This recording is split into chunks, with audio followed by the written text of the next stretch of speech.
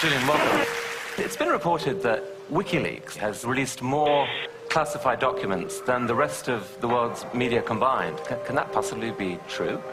Yeah, can it possibly be true? It's a worry, isn't it? That the rest of the world's media is doing such a bad job that a little group of activists is able to release more of that type of information than the rest of the world press combined. Picking up the wounded. Energetic information engage. Light them all up. Come on, fire. Good evening. They're the secret files from the Iran Die internetplattform Wikileaks fast. Det är webbplatsen Wikileaks som publicerat omkring 400 000 sidor hemligstämplade amerikanska dokument. Wikileaks have made public the most extensive classified military and diplomatic material ever. What they've released is challenging and provoking governments with skeletons in their cupboards all over the world. We should condemn the disclosure of any classified information by individuals and organizations. The people who are in power will not give that power away freely. That is just unfortunately a fact of nature. The Defense Department demands that WikiLeaks return immediately all versions of documents obtained directly or indirectly from the Department of Defense databases or records. It's only now that the true story behind the development of this closed organization is coming to light. But while the world's discussing whether Assange is a rapist or a saint, WikiLeaks continue to pursue their own political agenda. Every release that we do of material has a second message, and that is we set examples. If you engage in immoral, in unjust behavior, it will be found out, it will be revealed, and you will suffer the consequences. What we have here is a new breed of rebel, IT guerrillas without a national base.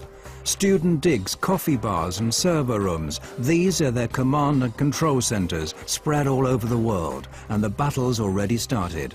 There's a general in charge of 120 Defense Intelligence Agency personnel targeting this institution and its products.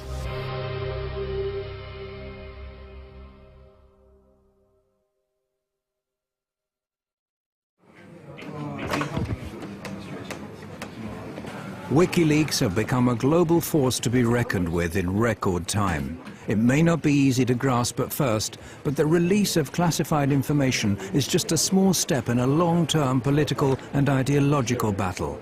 And that leaking classified information is a weapon and not a means unto itself. The public has a right to know materials, and the historical record has a right to have materials of diplomatic, political, ethical, historical significance. If something is interfering with that process, we will undo it. He's been called the Scarlet Pimpernel of the computer age. If one were to judge him on his looks alone, you could call him a chameleon, given the frequency of his change of hairstyles during the 6 months we've been following WikiLeaks. But if you look under the surface, you'll soon discover that Julian Assange has been revolting against the powers that be for a long time. As a teenager in Australia, he called himself Mendax and got a name for himself as a highly skilled hacker. By the age of 21, he found himself in court pleading guilty to some 20 different charges of hacking. Yeah, I mean, we had a back door in the US Military Security Coordination Center. This is the peak security for controlling the security of MILNET, the US military internet. We had total control over this for 2 years. The US space agency NASA is one of the victims of the Melbourne computer hacking syndicate. American investigators, including the FBI, contacted Australian authorities with their suspicions. The court was told the men even tampered with the police investigation into hacking at the ANU. The judge, seeing Assange as just an inquisitive young man, fined him a symbolic sum and released him. However, the trial added further fuel to Assange's feelings about the importance of unrestricted information. Together with some friends, he sets up one of Australia's first internet suppliers and gives people with politically sensitive viewpoints a platform from which to publish their opinions. But when one of his customers publishes secret Scientology manuals, this prompts aggressive efforts to censor him. Helen Coburn, one of the lawyers for Scientology in California, sent many letters trying to attack us, and they ended up hiring a private investigator to try and track me down, who did manage to get hold of my silent telephone line and call me up, and just as a sort of threatening maneuver. I ended up tracking down how they did that. Those efforts to censor the site strengthen his conviction that something has to be done against those withholding important information from the public at large. What the problem was, there needed to be more actions that created positive reform effect. More actions that were just and corrective to injustice. Assange sees disclosures as a preventative instrument. It warns those involved in morally questionable or criminal acts that they'll be found out and will have to face consequences. I understood the significance of disclosures for quite some time. I mean, I registered leaks.org in 1999. In 2006, Assange and a group of like-minded people start building up a special internet service, Wikileaks.org, exclusively for people wishing to blow the whistle on abuse of power. His fellow conspirators comprised of hackers and mathematicians. They're located around the world and communicate via a restricted mailing list. From this platform, they start defining their thoughts of building up a worldwide movement to mass publicize classified information. They affirm that this is the most cost-effective political weapon and that they intend to place a new star on the political firmament of man. Any reform that is large-scale must be based upon information, because what else can spread other than viruses? Only information can spread and achieve large-scale reform. Inspired by Wikipedia, WikiLeaks distribute the leaked information to anonymous volunteers to check its authenticity and eliminate any traces of the sender's identity.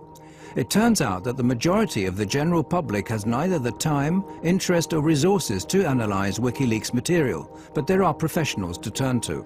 In 2006, we hoped that the general public would write analysis articles collaboratively. And not at all true. WikiLeaks come to the conclusion that media are the only channels that have the resources and motivation required to create a real impact. In 2007, WikiLeaks, in association with the British daily newspaper The Guardian, published evidence of former President Daniel Arap Moi having embezzled massive sums from Kenyan state funds. Shortly after that, they release a report about the Kenyan police's use of death patrols. This disclosure causes a great stir, but as an organization, WikiLeaks continue to remain unknown to the general public. However, the word spreads among activists far and wide on the net, eventually reaching the German Chaos Computer Club, the biggest and oldest club for hackers in the world. Well, I heard about it in late 2007 from a couple of friends. I started reading a bit more, but I started to understand the value of such a project to society. The politically engaged Chaos Computer Club has been fighting a long-term battle for free access to information. One of its members, Daniel Domscheit-Berry, is quick to recognize the common ground between his view of society and that of WikiLeaks. He quits his job as a computer consultant so as to devote all of his time to the new organization. The question is the attitude. What attitude do you have to society? Do you look at what there is and you accept that as God-given? Or do you see society as something where you identify a problem and then you find a creative solution for that problem? So it is a matter of, are you a spectator or are you actively participating in society? The Computer Club has put the skills of some of the sharpest hacking talents in the world at WikiLeaks' disposal. What's needed now is a physical haven. Hackers linked to the Swedish file-sharing site Pirate Bay have what they need: considerable technical skills in a place where freedom of speech is unusually free. A lot of the countries in today's world do not have really strong laws for the media anymore. But a few countries, like for instance Belgium, also the United States with the First Amendment, and especially, for example, Sweden, have very strong laws protecting the media and the work of investigative or general journalists. So from our perspective, this is something, if there are any Swedes here, you have to make sure that your country is really one of the strongholds of freedom of information. Sweden has an enviable, although far from perfect, record in protecting publications. It has a practical record within the past few years of protecting internet publications against censorship. And it's precisely Sweden's unique freedom of speech law that prompts Wikileaks to locate their main site in this unpretentious basement in one of Stockholm's inner suburbs. Det började med en tunneltjänst, att de skulle tunnla trafik här igenom för att kunna kringgå vissa IP-bandningar och sånt som har skett i andra länder där som inte gillar Wikileaks. Men senare så valde de att ställa även en maskin här där de publicerar materialet ifrån. PRQ offer their customers total secrecy. Their systems prevent anyone from eavesdropping either Wikileaks chat pages or finding out who sent what to who. Vi erbjuder dels anonymitetstjänster, så kallade VPN-tunnlar, där en klient från utsidan ansluter till våra maskiner som sedan laddar ner den informationen de vill ha. Så om någon försöker spåra dem ifrån slutstationen, så att säga, där informationen kommer ifrån, så kommer de bara komma till våra maskiner. Och härifrån så lämnar inte vi ut några uppgifter om vem som hade det IP-numret vid det här tillfället. PRQ have a track record of being the hardest ISP you can find in the world. There's just no one else that bothers less about lawyers harassing them about content they are hosting. And it's just the attitude that, let's say, works very well with what Wikileaks was set out to do. Här är våran serverhall. One reason why Wikileaks need PRQ is that their operations are protected by Sweden's strict freedom of expression laws, laws which PRQ exploit to the full. Vi accepterar allting som faller under, som är lagligt enligt svensk lag. Så accepterar vi precis allting, oavsett hur omoraliskt eller förkastligt det kan vara i övrigt, så väljer vi att inte göra några moraliska bedömningar. Det är en informationsbomb som står och väntar istället för de konventionella vapnen. Och förhoppningsvis så kan den här informationen på något sätt stoppa några av de konventionella vapnen. Det är min förhoppning i alla fall. And we aren't talking about any old information. It's from these servers at PRQ that Wikileaks has, for example, made public a manual from the United States Guantanamo Bay Detention Center. A military manual leaked on the internet is revealing details of the way terrorist suspects are being treated at the U.S. naval base at Guantanamo Bay in Cuba. It tells of the use of solitary confinement and humiliation to break down the detainees mentally. Human rights groups have for years been asking the US administration for access to this manual. If you censor important material of this type, we're not just going to criticize you. We're going to take the material that you tried to censor and we're going to spray it all over the world and we're going to stick it in our archives in a way that's never going to disappear and encourage everyone to get copies of it. WikiLeaks' battle against censorship knows no geographical frontiers. The next step is to publish an internal report commissioned by the multinational trading company Trafigura, who are alleged to have dumped toxic waste in the Ivory Coast that caused tens of thousands of people to seek medical care. The Guardian newspaper was going to produce a big story on this, and as a result, they were gagged. The company obtained a secret order in court to gag all the press in the UK from reporting anything related to the content of that report and the fact that they had been gagged. In the US, hackers discover that the Republican presidential candidate Sarah Palin is apparently bypassing US transparency laws by using a private email account to conduct government business. WikiLeaks publishes her messages. After just 2 years, the site's made public over 1 million secret documents, but WikiLeaks as an organization continues to be largely shrouded in secrecy. Only Julian Assange and Daniel Domscheit-Berry appear in public, the latter under the pseudonym Schmidt. Okay, hello everybody. My name is Daniel Schmidt, this is Julian Assange.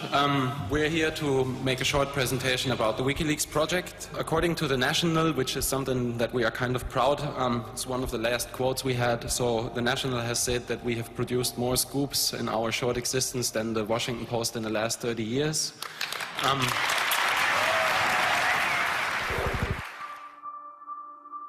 Their publication activities soon lead to counterattacks. When WikiLeaks release lists of censored websites, internet service providers in a number of countries, including Thailand, China and Iran, shut them down.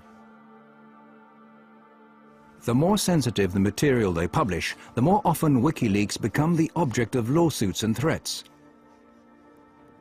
WikiLeaks now attracts the attention of the US intelligence, who, in a classified report, claim that the site is a threat to national security and suggest ways of shutting it down. Priority is put on finding the individuals leaking the information. The US intelligence, however, only managed to keep the report secret a short while before it's leaked to WikiLeaks. It now becomes obvious that WikiLeaks need to find more and safer havens from which they can publish their information. A sequence of events now starts on an island in the middle of the North Atlantic, which, while it leads to more censorship efforts, will also create new opportunities for WikiLeaks.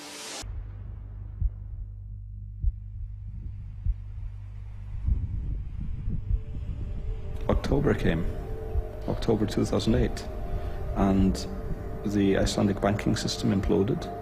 It lost 17/18 of its mass over the course of about a week or two. It was essentially one bank per week went bankrupt.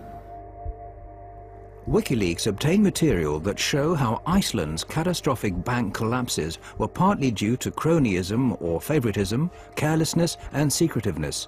When this highly detailed document is put out on the net, the bank launches a counterattack. Well, the first time I heard of WikiLeaks was in the beginning of August 2009. I was working as a reporter for the state television when I got a tip that this website had an important document just posted online. The document was the high-exposure loan book for the failed Kaupthing Bank. It was essentially all of the regulators had been derelict in their duties. All of the bankers had been lying about the actual state of affairs. The bank's management react in panic to the revelations and in a desperate move forced the Icelandic judiciary to resort to extreme measures.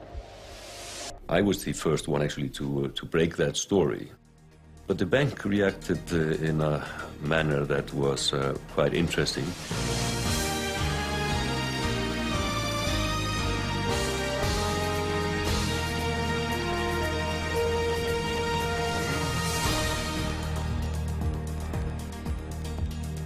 Gott kvöld, nú hefjast fréttir laugardaginn 1. ágúst. Samt ekki allar þær fréttir sem ætlum að segja ykkur.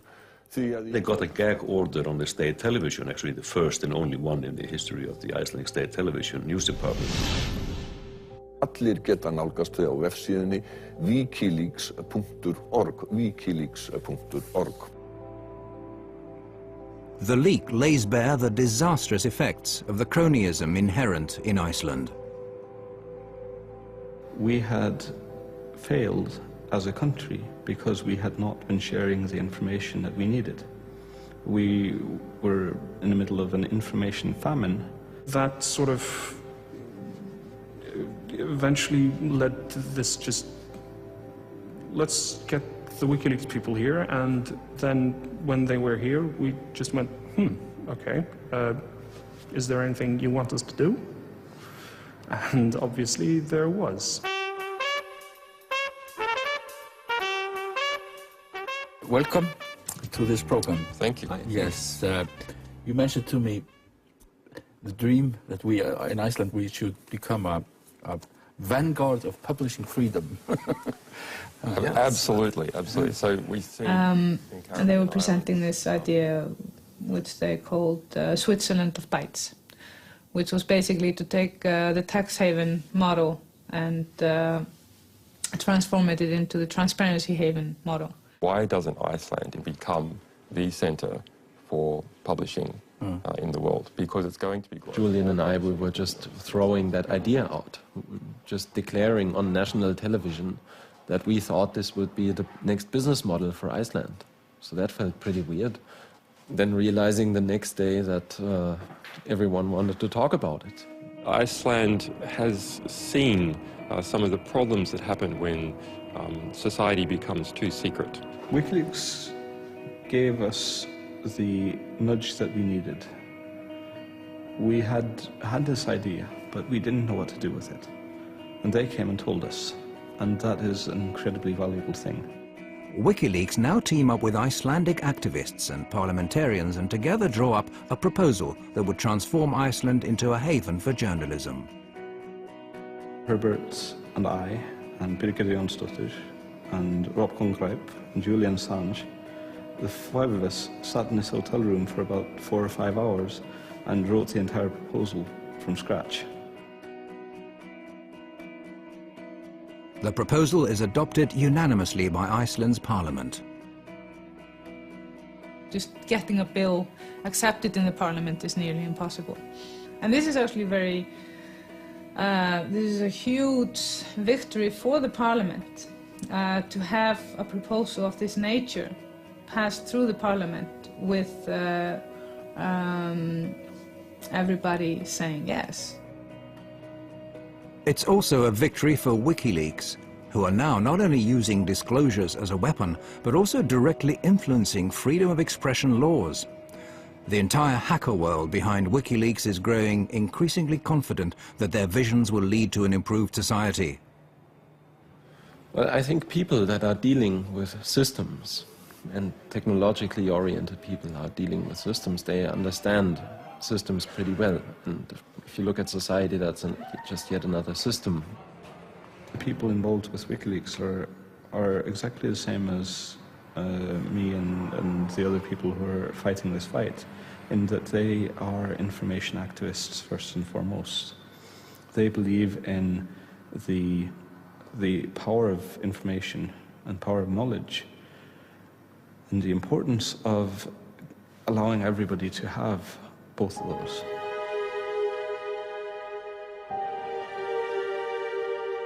Perhaps it's similar convictions that prompt a young former American hacker to make one of the most crucial decisions of his life. Bradley Manning, serving as an intelligence analyst with the US Army in Iraq early 2010, has, just like millions of other Americans in the military or civil service, access to a massive database of classified information. He discovers indications of crime and corruption and tells another hacker, Adrian Lamo, about it.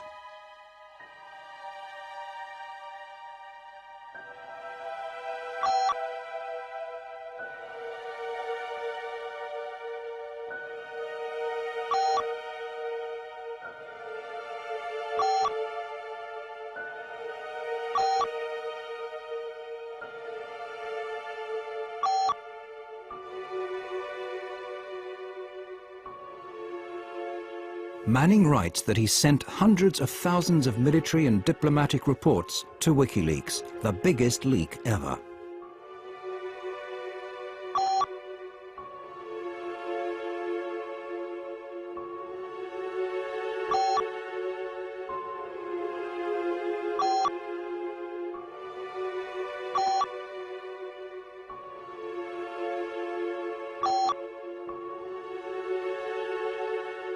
Manning puts his faith in WikiLeaks. However, Lamo reports their chat to the military. Manning now risks a 52-year jail sentence. Many of the facts are still unclear.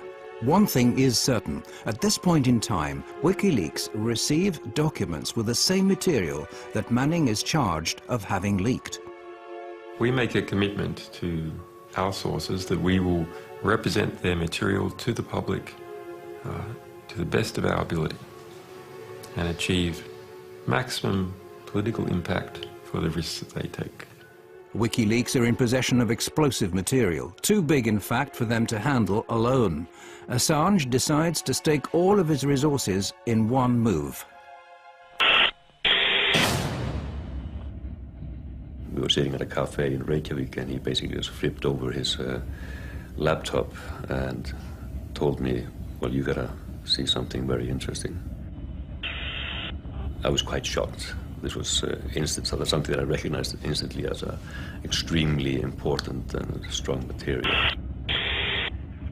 This is what the crew of an American attack helicopter see while out on patrol in Baghdad. See all those people standing down there?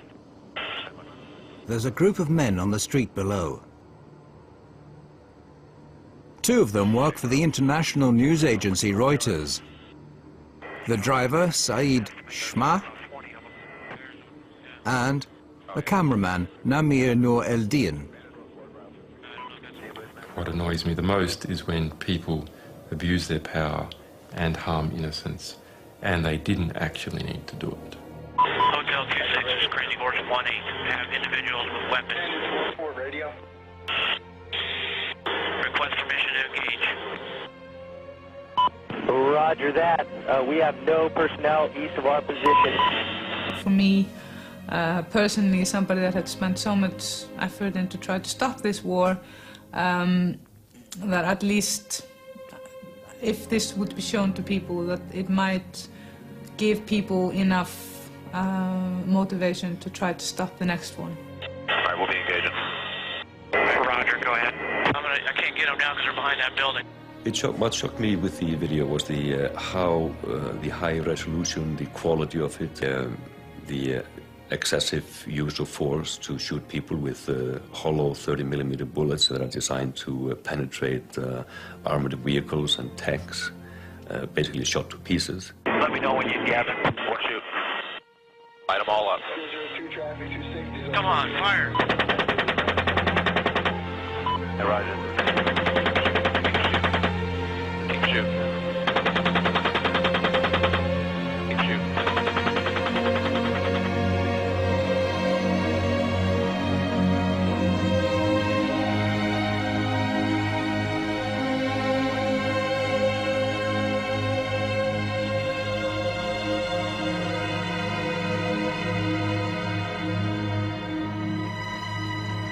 Different people argue that it was right for the United States to be in Iraq, or wrong to be in Iraq.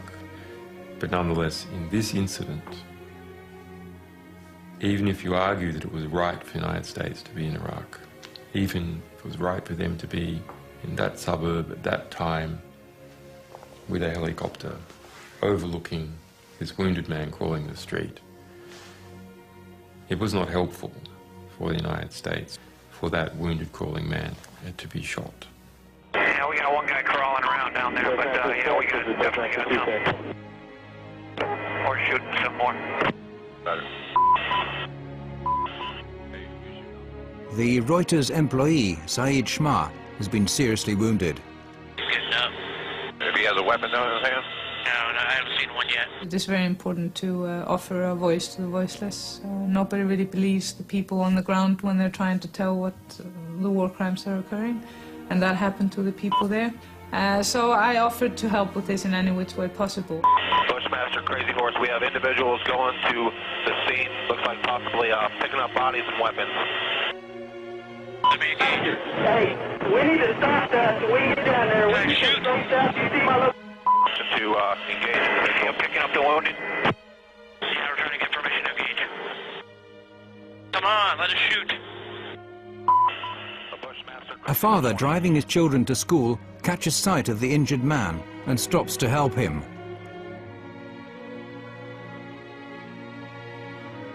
This is Bushmaster 7, go ahead. Roger, we have a black SUV or bongo truck picking up the bodies. Request permission to engage. Bushmaster 7, Roger. This is Bushmaster 7, Roger, engage. 1-8, engage. Clear. Come on. Clear. Clear. We're engaged. Why do it? Well, there's two reasons. One, because it's fun to kill people.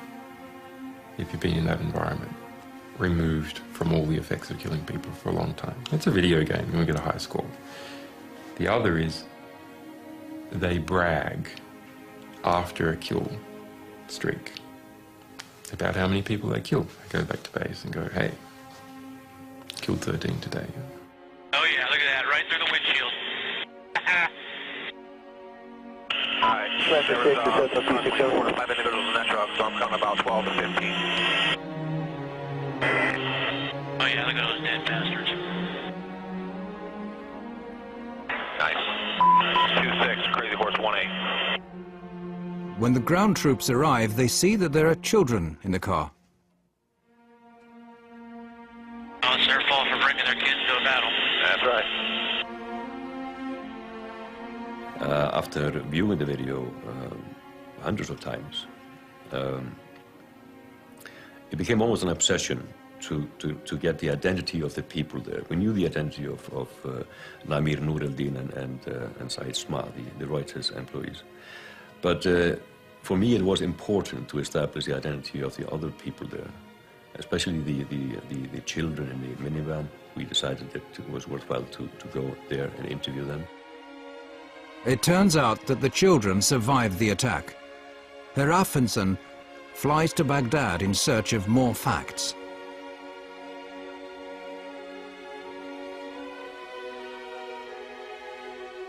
Gerist hér á þessu horni í Al-Amir hverfinu í austurhluta Bagdad 12. júli 2007. He traces the whereabouts of the children and shows the helicopter film to the victim's family.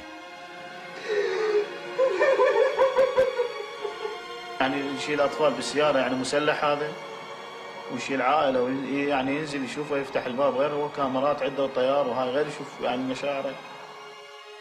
I think we could fairly establish fairly well from a journalistic point of view that the reason why the minivan was there was basically a coincidence that the driver stumbled up on the scene.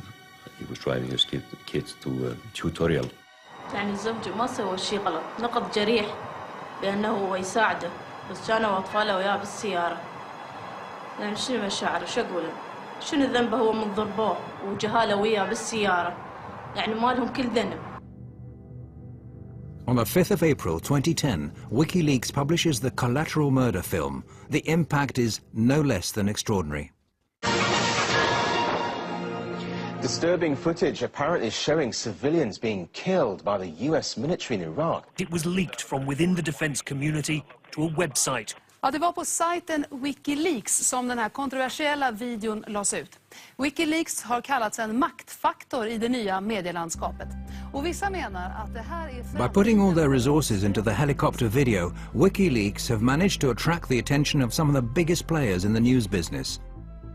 This is precisely what Assange needs to help him handle the rest of the leaked US material. I had been looking at this release and studying it and understanding how to come up with a way to deal with such a tremendously large volume of material that would actually not simply drown any one organization. Assange proceeds to contact the New York Times, The Guardian and Der Spiegel.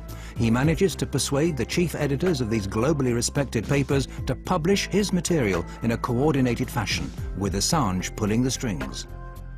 What is new is us enforcing cooperation between competitive organizations that would otherwise be rivals to do the best by the story, as opposed to simply just doing the best by their own organization.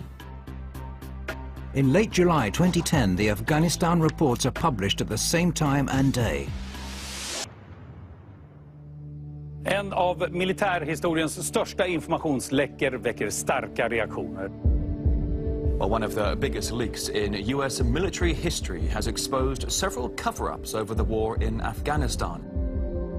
The real story of this material is that it's war. It's one damn thing after another. The publication of the material is met with praise as well as strong criticism. The Defense Department demands that WikiLeaks return immediately to the U.S. government all versions of documents obtained directly or indirectly from the Department of Defense databases or records. For the first time, WikiLeaks are now facing criticism that they find hard to respond to. The material includes the names of civilian Afghanis, putting them at risk of being targeted by the Taliban. The battlefield consequences of the release of these documents are potentially severe and dangerous. Mr. Assange can say whatever he likes about the greater good he thinks he and his source are doing, but the truth is they might already have on their hands the blood of some young soldier or that of an Afghan family. Releasing classified material can be very risky, but Assange says that the end justifies the means. We would have had to have released all this material without separating out any of it, or released none.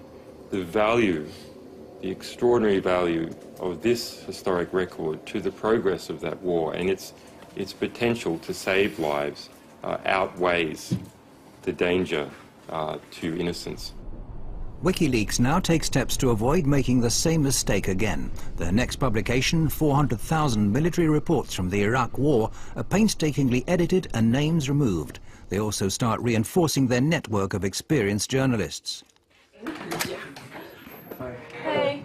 Okay, so spicy, How are you? Ian Overton is editor of the independent London-based Bureau of Investigative Journalism, who are now going to analyse the material and produce their own documentaries. There's a frantic rush of getting the best people we could on board, and we drew up a team of 25 people over a weekend, and my phone went red hot calling people. It was Saturday night in the middle of August, and about sort of 5 or 6 of us at the Bureau met with Julian. About an hour later, I ended up sort of leaving the place with a USB stick full of 400,000 classified military documents.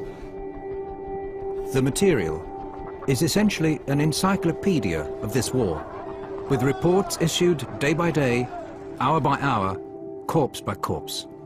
Absolutely unfiltered. These are the reports written by people on the ground straight afterwards. It's kind of the day-to-day war through their eyes. And that's new. We haven't been able to do that before, ever, really. The material tells of tens of thousands of civilian casualties, figures that the US have withheld to date. And the widespread practice of torture that the US said they'd put a stop to is still being practiced by their Iraqi allies.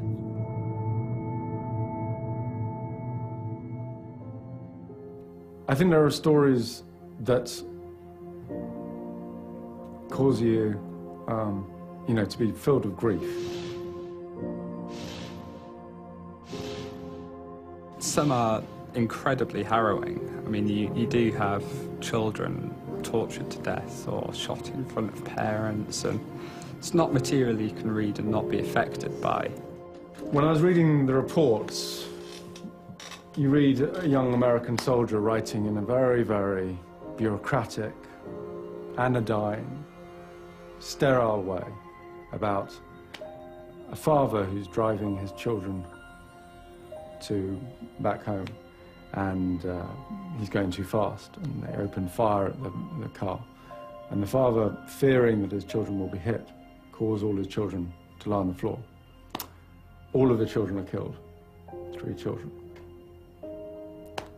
And the way it's written up is, it's called an escalation of force. You know. It's not an escalation of force, it's a killing. It's horrific.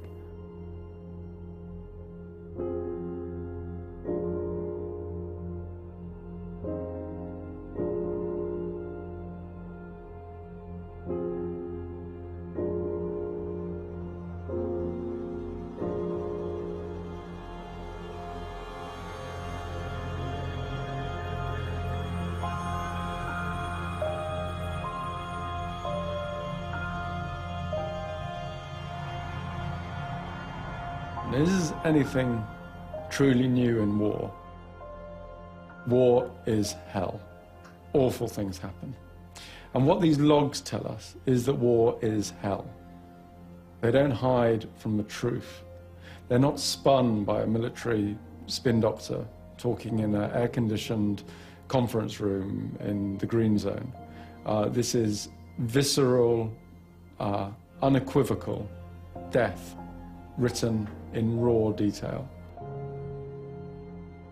109,000 lives lost over the course of these reports. We're all doing what we can in something so huge that people can and hopefully will study this data for years. This is worth telling, this is worth getting out there. The lack of respect for human life runs like a common thread through the material. These images are of a helicopter crew who have just received orders to bomb a building where 3 enemy soldiers are thought to be hiding. If you'd like, Energy Force 1A, you could put up missile in that building. A passerby suddenly turns up. But the crew don't wait. Target hit. You lost a missile.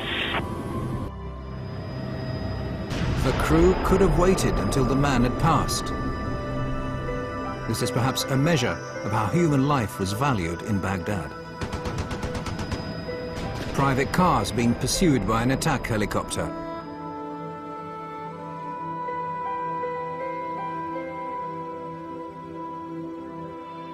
The driver gets out of the car and holds his arms up in a gesture of surrender.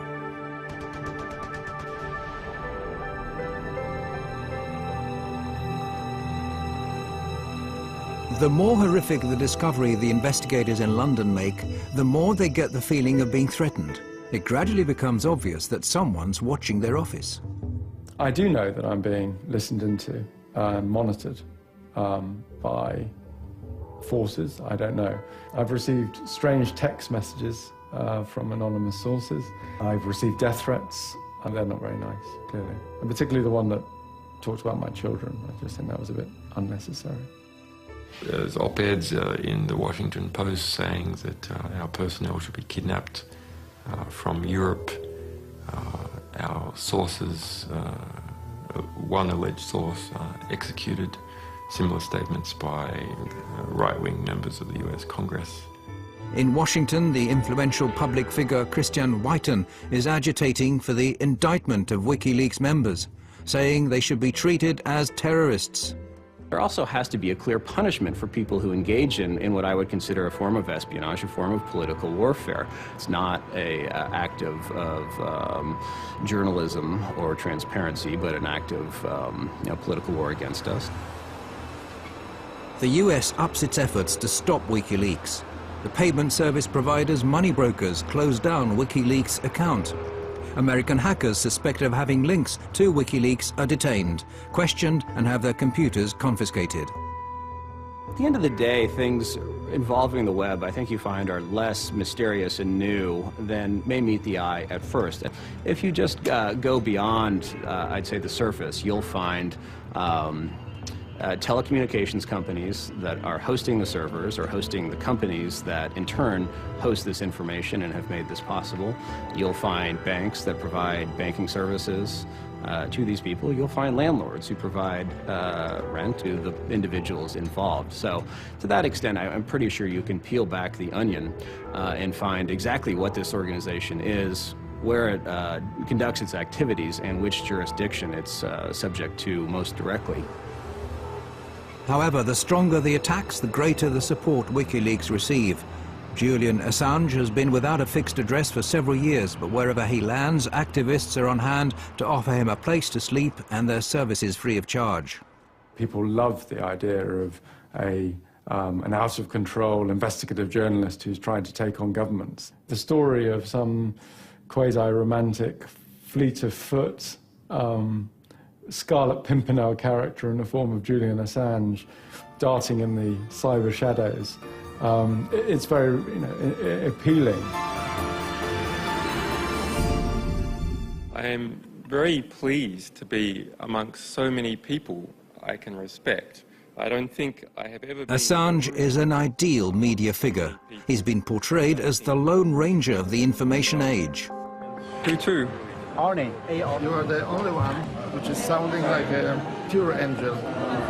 Me? Yes. A pure angel? It's just a hair. Praise and prizes have been poured over WikiLeaks. Time magazine has included Assange on a shortlist for the world's most influential man.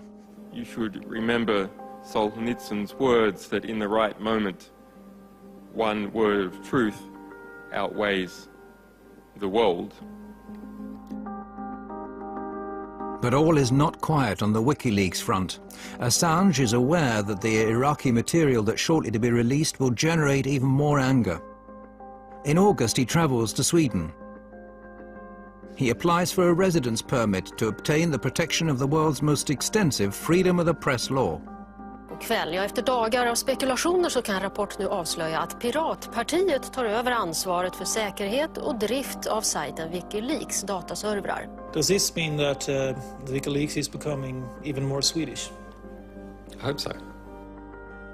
To start with, everything goes well. Julian Assange is welcomed with open arms. He's invited to major political and trade union venues.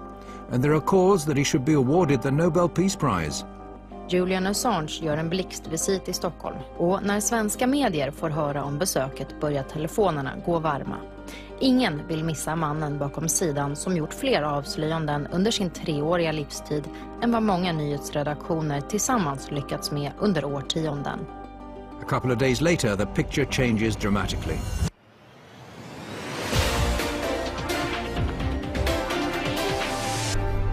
Åklagare har nu beslutat att inleda en förundersökning mot Wikileaks-grundaren Julian Assange. Wikileaks grundare Julian Assange förhördes igår kväll. Swedish authorities have issued an arrest warrant for Wikileaks founder Julian Assange. He's accused of rape and molestation. On the 20th of August, Assange is accused of rape. The alleged crime is immediately leaked to the world press. Behind the accusation are 2 women who had casual relationships with Assange. The women don't make any public statements, but the important evening paper Aftonbladet publishes an anonymous interview with one of them, which states that what started as voluntary sex subsequently became what she described as abusive. But she's not afraid of him, and he's not violent. All right, Julian Assange, the WikiLeaks founder and the target of the rape allegations, joins me now on the line. Thank you so much for speaking to us, Mr. Assange. What do you think about this? Clearly it is a smear campaign of some kind. Well, I came to Sweden as a refugee publisher involved with a